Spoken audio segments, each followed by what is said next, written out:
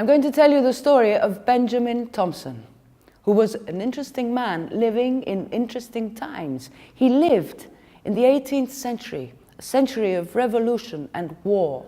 He even took part in the revolution against the British colony of America. But he was on the side of the British. So when things started to go bad for them, he left there and he came to Europe.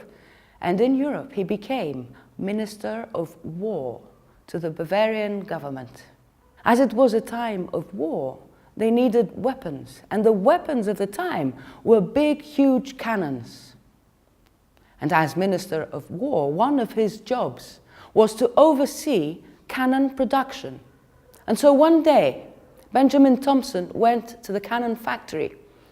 And when he went there, he saw that all the workers were standing around doing nothing. And he became very angry. He said, "This is not an efficient way of doing things. What is going on here?" And the workers told him that they had to remove the drill from the cannon because they had to sharpen it.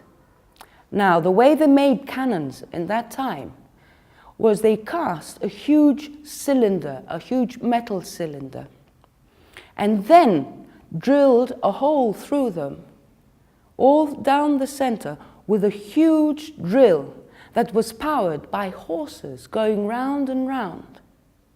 But these drills, they lost their edge and they had to be sharpened, and sometimes they even broke.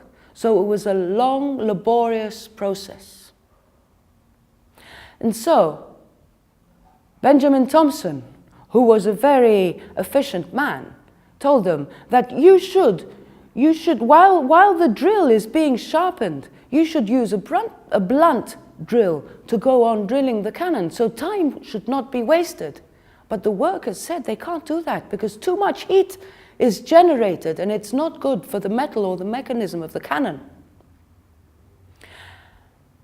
But Benjamin Tompson, he thought, and he said, "This does not agree with what I know about heat," because in that time, in the 18th century, they believed heat was a substance. And when objects moved against each other, the heat was pushed out as a substance that it was from the metal. If that was true, he thought, then the heat should become less and not more. And so he went back home thinking. And the next morning, he went again to the factory and he saw them drilling with a sharp drill that had been made ready the previous day. And he said, "No, take out this drill and put in a blunt one." And the workers didn't like the idea very much, but he was the Minister of War, so they had to do what he said. So they put in the blunt drill. And Benjamin Tompson started watching the cannon. And then he touched it, and it was becoming warmer. And then it became so hot that he couldn't even put his hand on it. And then to test what was going on, that the heat was becoming more instead of becoming less, he put the cannon in water, and very quickly, with the friction of the drill inside the barrel of the cannon, the water boiled. And he was very perplexed. He told them to stop, he left, he went back home, and then he remembered that he had read that the ancient Greeks had a different theory about matter itself. He remembered that Democritus said that all matter consists of little particles of matter that are constantly in motion.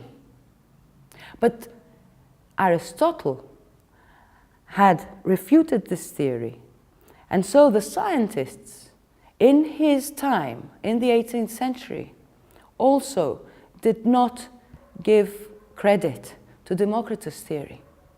And so he immediately started to write a paper to prove that heat is something immaterial.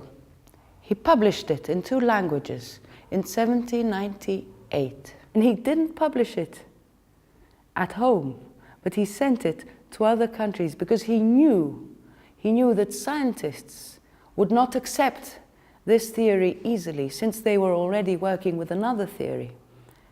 And in reality, it took more than 30 years for his theory to be applied in science, the mechanical theory of heat.